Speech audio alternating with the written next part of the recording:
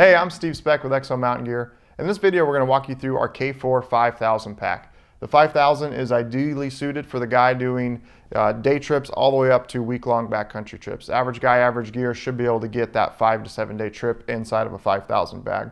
All of our bags are designed to be streamlined and efficient. We really focus on that in our designs to be able to access all the items we need to while we're hunting quickly and easily. So the pack is wrapped with pockets for items that I want to get to while I'm hunting: spine scope, tripod, headlamp, water filter, snacks, extra, puffy jacket, things like that. And then the main bag on the inside is really just a big duffel. In there, I'm putting tent, sleeping bag, stove, extra food, all the items that I don't necessarily need while I'm hunting for that day go inside the main bag. And again, quick access to everything on the outside of the pack.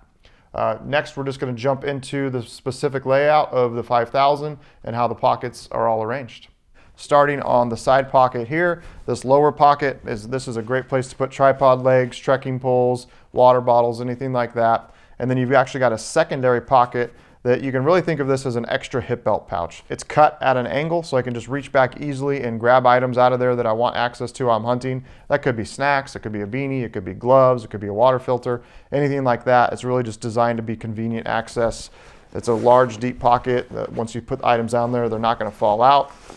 Moving up, you've got your first compression strap from the frame to the bag. You can run this underneath the pocket. So if I'm putting tripod legs in here, I'm going to run this underneath. Or if I put something in this pocket that I don't want to fall out, I can run this strap over the top of it, cinch it down. It's going to keep items from falling out of that pocket. Moving up, you've got your second compression strap that goes from the frame back to the bag. You'll notice that our compression straps are cut at angles. We really care about load distribution in the pack, and having these cut at angles, we're pulling that load up and into the frame versus if they were ran horizontal, the items are just going to want to sag down. And we really want the load sitting up nice, high and tight to the frame. Next, you're going to have your spotting scope access. So this is a zippered pocket. It's 7.5 inches deep by 27 inches tall, and we have a really large pleat right here. So even when the bag is completely full, it really opens up easily, and we can get our spotting scope in and out of there no problem. You'll notice on the top, on the inside here, is a stash pocket loop. So our stash pocket accessory, you can attach one in there. You can also use that loop to hang items on the inside of the pack. So if you've got multiple water bladders or something like that, you can just drop inside there and hang from that pack. Moving on to the front of the bag.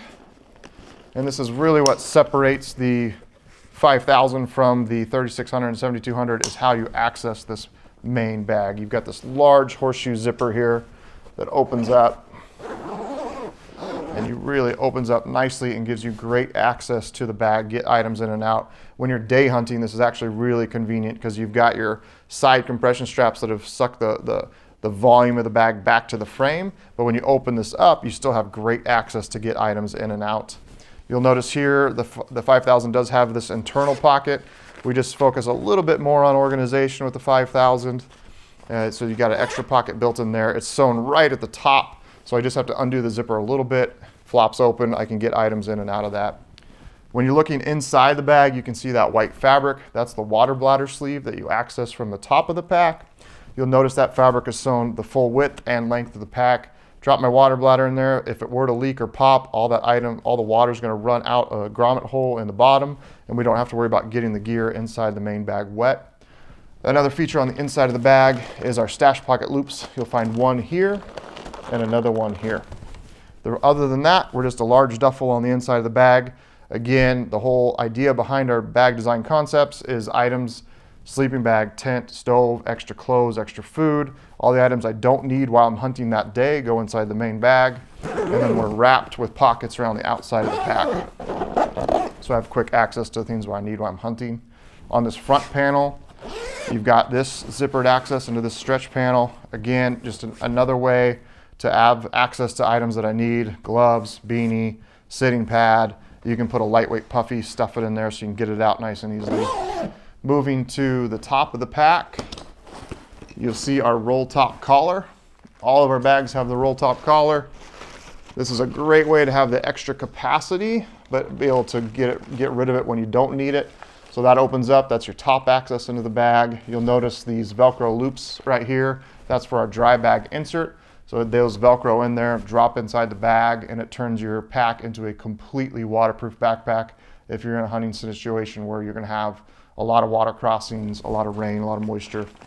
And then if you want to run the pack without a lid, you can. You just take the lid off. These buckles that normally would buckle back to themselves, you can then just run down the side and buckle into the lid straps. You've also got these two horizontal compression straps that run across the front of the bag. Those are going to be for just strapping items to the front of the pack. Most common one you're going to see there is just strapping a bow right to the front. Moving down here to the bottom, you've got a system here with a tri-glide and a ladder lock, and that is designed so when the bag is not full, we're sliding this back, and we're compressing the bag to the frame, and we're able to take all the volume out of the bottom of the pack. And that way, when you're putting a load in there, everything's not sliding down to the bottom. The items that I'm putting inside the pack are distributed nice and vertically throughout. Moving on to this side, you're going to get the exact same layout that you saw on the other side. Same dual lowered pockets, same spine soak pocket, same stash pocket loop on the inside. When I come to the top, we've got our lid. The lid is one large main compartment here on this zipper that you can access, put items into. Inside the lid, there is another stash pocket loop. So for the guys who really like to be organized, you can run those stash pockets.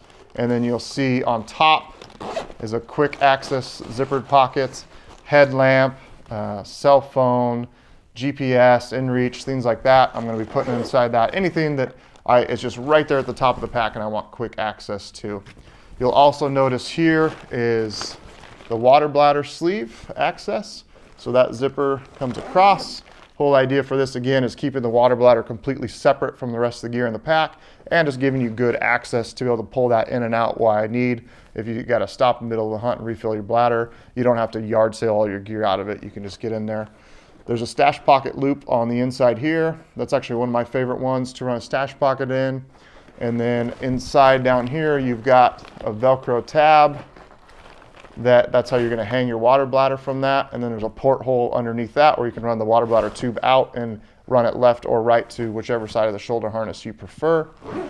Right here, you'll notice these loops. Those are sewn on both sides. If you want to run the pack without the lid, when you've got the bag removed from the frame and you're hauling loads and you really want to strap antlers down, we have an accessory strap that runs from that strap to this loop right here. Back to this side. So the lid strap passes through this custom metal tri-glide we have. We did this system. One, it works great for the bag attachment itself. So to remove the bag from the frame, simply just remove that. You can grab onto this tab, pull the frame, runs up into this pocket. You just pull it, lift that right off. The bag is going to remove from the frame. And then the lid strap, you'll notice we cut a little angle on it so it's really easy to slide. You're going to pass it right through here, run up into the lid, ladder lock, cinch it down, and then you can take and push that excess webbing back down through the front slot of that tri-glide, and then that way this webbing isn't kind of dangling and interfering with you reaching back and grabbing the load lifters of the backpack. That pretty much walks us through every feature of the 5000 bag. So for more information, just check us out at exomountaingear.com.